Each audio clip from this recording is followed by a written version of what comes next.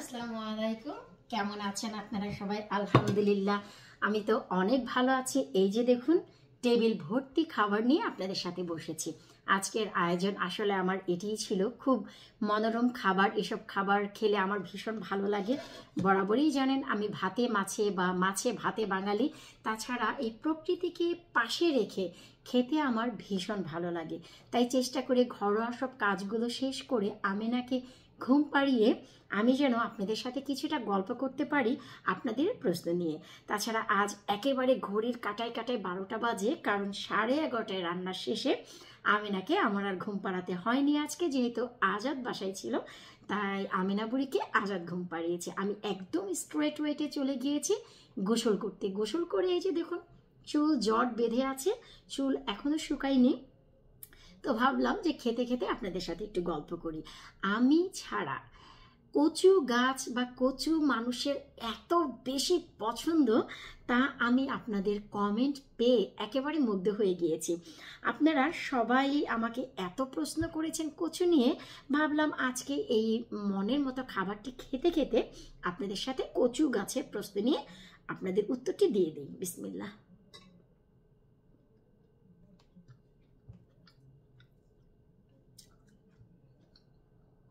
আর হ্যাঁ, চিতল মাছ আপনারা কে কিভাবে খান এই ভিডিওর নিচে কমেন্ট করতে ভুলবেন না। আমি যতটুকু জানি চিতল মাছের মাংসটি দিয়ে সবাই চিতল মাছের কোফতাই খায়, কোফতা কারি। তো আমার কাছে কাবাবটি ভীষণ ভালো লাগে গরম ভাতের সাথে, আউটস্ট্যান্ডিং টেস্ট। আর চিতল মাছ তো অনেক মজার খাবার, সেটা আমরা কম বেশি সবাই জানি।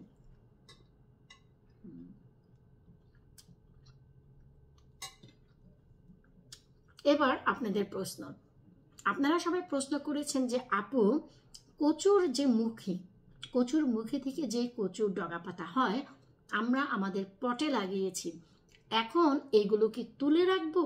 যেহেতু ডগা পাতা খেয়ে ফেলেছি, অবভিয়াসলি সেই টবের মাটির নিচে অনেক কচুর মুখী আছে, সেটা আমি আপনাদের তথ্য দিয়েছি। তো আপনারা জানতে চেয়েছেন যে এগুলো কি তুলে রাখবো, না প্লাস্টিক দিয়ে ঢেকে রাখবো, না কোনো কিছু দিয়ে ঢেকে রাখবো। তো আমি আপনাদের বলবো যে সেই কচুরমুখী তুলে খাওয়ার কোনো প্রয়োজন নেই। আপনারা চেষ্টা করবেন একটু বড় সড়ো পাত্রে কচুরমুখীর ডগা পাতা, কচুরমুখীর যে কচু সেটা চাষ করতে। কারণ বড় পটে হলে সুবিধা হয় কি, যে কচুর মুখীগুলো নষ্ট হয় না। আর আপনাদের কচুরমুখীগুলো তুলে রাখতে হবে না। কচুরমুখী থেকে পরপর 2 বছর একই পট থেকে গাছ হবে। 3য় বছর দেখা যায় কি, যে মাটির উর্বরতা কমে যাওয়ার কারণে তখন মাটিতে স্লাগ চলে যায়, অনেক ধরনের বাঘ ঢোকে, তাই কচুর মুখীগুলোকে খেয়ে ফেলে। নট নেসেসারি যে সব ক্ষেত্রে, অনেকের গার্ডেনে এটা হয় না। আমার এক পট থেকে কিন্তু কচু গাছ হচ্ছে 2018 থেকে, একই মুখী থেকে। আপনারা সবাই জানেন যেটা আমার গার্ডেনের একটি কর্নারে কনজারভেটরির পেছনে যে জায়গাটি, যেখানে আমার পানির ড্রাম আছে, এই বছর যেখানে আমি করলার ফলন করেছি সেখানে কিন্তু বড় পটে কচুরমুখী কচু গাছ হয়। সেটি 2018 থেকে সেখানে মুখী আছে। সেখান থেকে আমার এই বছর 2টি গাছ কম উঠেছে, তো দেখলাম 2টি মুখী অলরেডি স্লাগে খেয়ে ফেলেছে।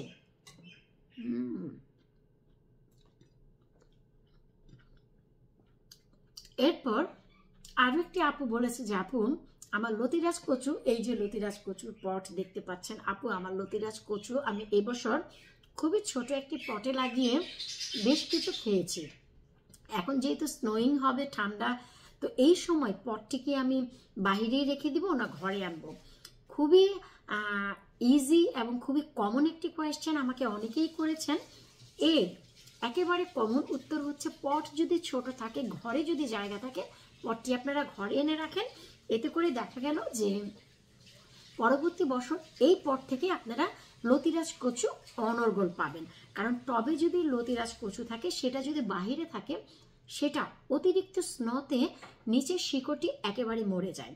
কিন্তু সেই লতিরাজ কচু যদি মেইন মাটিতে থাকে, তবে সেটা স্নোইনে কিছুই হয় না। কারণ মাটি যত প্রসার, তার শিকড় তত বেশি প্রসার। আর সামার আসলে সেই প্রসারিত শিকড়গুলো আবার একত্রিত হয়ে গাছ হয়ে যায়। কিন্তু পট যেহেতু কম জায়গা, তাই ঠান্ডায় সেটি মরে যায়। চেষ্টা করবেন লতিরাজ কচু মেন মাটিতে আপনারা লাগাতে। তো এবার চলুন দুটি প্রশ্নের পর আমরা কিছুটা খেয়ে নিই।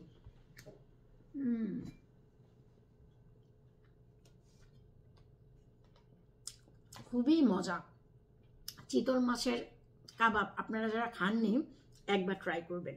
আর আমার হচ্ছে এই যে পেঁয়াজ ছাড়া ভাজি, আমি যখনই ভাজি রান্না করি কখনই পেঁয়াজ ব্যবহার করি না। হোটেল স্টাইলের পাঁচমিশালি যে ভাজি সেটাতে 5 ফোড়ন ইউজ করি, আর এই যে সাদা ভাজি এতে হচ্ছে শুধু জিরা ব্যবহার করি। আমি কোনো ভাজিতেই পেঁয়াজ ব্যবহার করি না, তার কারণ সপ্তাহ ব্যাপী আপনারা সেই ভাজিটি ব্যবহার করতে পারবেন, মোটেও গন্ধ হবে না, মোটেও নষ্ট হবে না।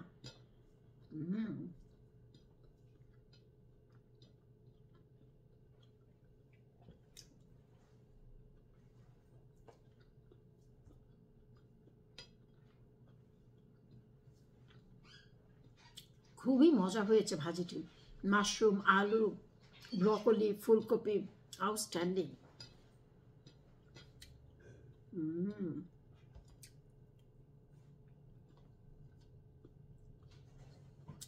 এবার চলুন আপনাদের তৃতীয় প্রশ্নের উত্তর দিন, তাও কচু নিয়ে। আমি আপনাদের কমেন্টগুলো পেয়ে মন একেবারে ভরে যায়। গতকালকে রাত্রে বেডে বসে বসে আপনাদের প্রশ্নগুলো আমি সব কালেক্ট করেছি যে আপনারা কচু নিয়ে কে কি জানতে চাচ্ছেন। আরও একটি আপু সে বলেছে যে সে কালো কচু, সুরমা কচু কালেক্ট করেছে এবছর, সে গার্ডেনে লাগিয়ে প্রায় 2 থেকে 3 বার খেয়েছে।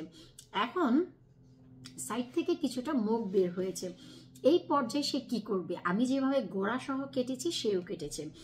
তো আমি আপনাকে বলবো আপু, যেহেতু এটি আপনার প্রথম বছর, আপনার যদি সন্দেহ থাকে যে নেক্সট ইয়ার এই কচু গাছ থেকে গাছ হবে না, যেমন কি এই যে আমার বাইরে দেখতে পাচ্ছেন ফেঞ্চগুলো, এই যে কর্নার, এটি হচ্ছে আমার সেচি শাকের বেগ।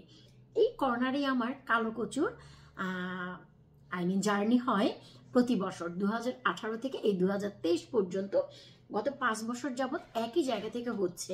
আপনাদের যদি মনে হয় যে এবছর প্রথম লাগিয়েছেন, যদি সামনের বছর না হয় তাহলে তো কালো কচু আর খেতে পারবেন না। সেই ক্ষেত্রে আপনারা যে কাজটি করতে পারেন সেটি হচ্ছে সাইড থেকে যে মুখটি বের হয়েছে সেখান থেকে নাইফ দিয়ে সুন্দর করে কেটে ছোট একটি পটে মাটি নিয়ে সেখানে সেই সাইডের কাটা অংশটি রেখে ঘরে রেখে দিন।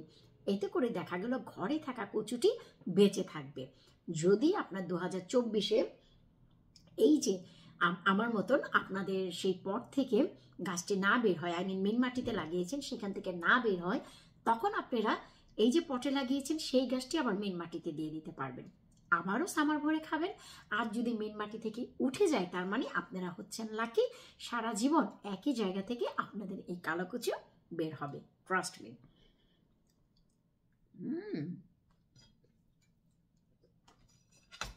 এই যে আমি একটু দেখাচ্ছি, দেখুন এইরকম শুকনো ভাজি আজাদ বেশি পছন্দ করে।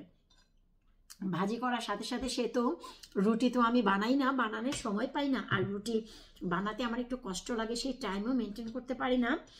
রুটি ঘরে বানাই বছরে 1 বার কি 2 বার, সত্যি কথা। তো আজাদ কি করে, ব্রেড যে থাকে পাওয়া রুটি সেটি দিয়ে করলা ভাজি করি বা যেই ভাজি করি সে সেটা দিয়েই খেয়ে ফেলে।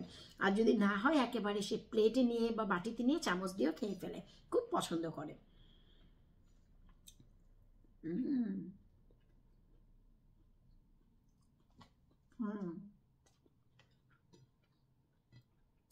আপনাদের আরো একটি প্রশ্নের উত্তর আমি দেব কচু গাছ নিয়ে। এখন হচ্ছে আমি ট্রাই করব হচ্ছে একটু চিকেন। আমি কিন্তু বেবি চিকেন তেমন একটা খাই না, চিকেনই খাই না বলা চলে, প্রায় 2-3 বছর তো হয়েই গেছে। চিকেন দিয়ে রোস্ট করলে 1-2 পিস ট্রাই করি, তো রান্না চিকেন খাই না ভাই 2-3 বছর। তো আজ আমি কাচুরি মেথি দিয়ে রান্না করেছি, আর এখানে মিক্স যে চিকেন সেটা রান্না করেছি। মিক্স চিকেন বলতে এখানে হচ্ছে আপনার চিকেনের লেগ রান্না করেছি, থাই রান্না করেছি, ড্রাম স্টিক করেছি, আর হচ্ছে চিকেনের উইংস, এগুলো রান্না করেছি মিক্স করে আলু দিয়ে কাচুরি মেথি, যা আমানের কাছ থেকে তুলে তারপর আজাদের জন্য কিছুটা করেছি, কারণ আমি তো খাই না। তো যেহেতু কাচুরি মেথি দিয়ে অনেক ঝাল করে রান্না করেছি, তাই একটু ট্রাই করে দেখছি যে কেমন হয়েছে আসলে। ভাইরে এত গরিব, ভাত একবার যে প্লেটে নেই সেটা নিয়ে খেয়ে ফেলে, ভাত আর নেয়াই হয় না। তো যাই হোক, আমি আর ভিডিওটি তেমন বাড়াবো না। আমি আপনাদের যে ফাইনাল প্রশ্নের উত্তর, ফাইনাল যে প্রশ্ন, সেটা আমি আপনাদেরকে বলছি। আপনারা প্রশ্ন করেছেন যে আপু, আমরা যে ঘরে কচু গাছগুলো নিয়ে এসেছি টবে, সেই টবের নিচে আমাদের অনেক বড় বড় ফুটো আছে। এখন আমরা পানি দিলে নিচে পড়ে, এটা তো স্বাভাবিক, পানি দিলে নিচে পড়বে। তো আমরা সামারে যেমন স্যাঁতস্যাঁতা করে রাখি লতিরাজ কচু, সেভাবেই কি রাখবো নাকি? জি না। আপনাদের যেহেতু পানি দিলে নিচে পড়ে, ফার্স্ট অফ অল পানি দেওয়া স্টপ করে দিন। 10 দিনে একবার পানি দিবেন, তাও আবার খুব কম। এই যে লতিরাজ কচু গত 10 দিন, আজকে তো ফ্রাইডে, আজকে পুরোপুরি 12 দিন হয়েছে আমি এই লতিরাজ কচু গাছে কোনো পানি দেই না। এতে করে লতিরাজ কচুর মেন খাদ্যই হচ্ছে পানি। যত পানি দিবেন লতিরাজ কচু তত বাড়বে, তত লতি দেবেন। কিন্তু উইন্টারে এর গ্রোথ এমনিই কমে যায়, একে বাঁচিয়ে রাখাই হচ্ছে আসল কাজ। তাই গ্রোথ কমে যাবে কিন্তু খেতে পারবেন। এই যে দেখুন অনেকগুলো ডগা পাতা হয়েছে, এই সব মিলিয়ে আমি একটি শাক অথবা ভর্তা খাবো আগামী পরশুদিন। যেহেতু আজকে রান্না করেছি, কালকে কোনো রান্না হবে না, আগামী পরশুদিন রান্না করব। তো এগুলো আমি একেবারে গোড়া থেকে সব কেটে খেয়ে ফেলবো, আবারও এখান থেকে হবে। সো উইন্টারে কাজ হচ্ছে আমাদের এগুলোকে বাঁচিয়ে রাখা। তাই পানি দেওয়া স্টপ করুন, নিচে যে বড় ফুটো আছে সেটা নিয়ে টেনশনের কোনো কিছুই নেই। ভাইরে, যারা কাঁচুরে মেথি খান তারা তো জানেনই, এর test out of this world. একটু ফ্লেভারে, একটু দিলে ফ্লেভারে পুরো ঘর ভরে যায়। এ ছিল ভাই আপনাদের আজকের প্রশ্ন। তো আশা রাখছি আজকের এই প্রশ্নের উত্তরগুলো আমি খেতে খেতে দিয়েছি, আপনাদের ভালো লেগেছে। কার কেমন লাগলো অবশ্যই ভিডিওর নিচে কমেন্ট করতে ভুলবেন না। আর আপনাদের যে কোনো প্রশ্ন আমাকে আপনারা করতে পারেন, অবশ্যই খেতে খেতে না হলেও আমি চেষ্টা করব আপনাদের প্রশ্নের উত্তরগুলো দিতে। আসলে কি হয়, আমি প্রশ্নের উত্তরগুলো দেওয়ার জন্য যখনই ফোন হাতে নিয়ে রাত্রে, তখন আর দেয়া হয় না, কারণ এত প্রশ্ন আসে, আপনারা এত ভালোবাসেন, এত কিছু জানতে চান যে সবার প্রশ্নের উত্তরগুলো আমি দিয়ে উঠতে পারি না। এখন এগুলো বাদ দিয়ে আমি মনের মতো আলু খাবো, বেগুন খাবো, টমেটো খাবো, আর তেলাপিয়া মাছ খাবো। আশা রাখছি আজকে এই খাবারের ভিডিও এবং আমার খাবারের আয়োজন আপনাদের ভালো লেগেছে। কেমন লাগলো দেখুন তো খাবারের প্লেটটি, অবশ্যই জানাবেন। বিদায় নিচ্ছি আজকের মতো, আল্লাহ হাফিজ।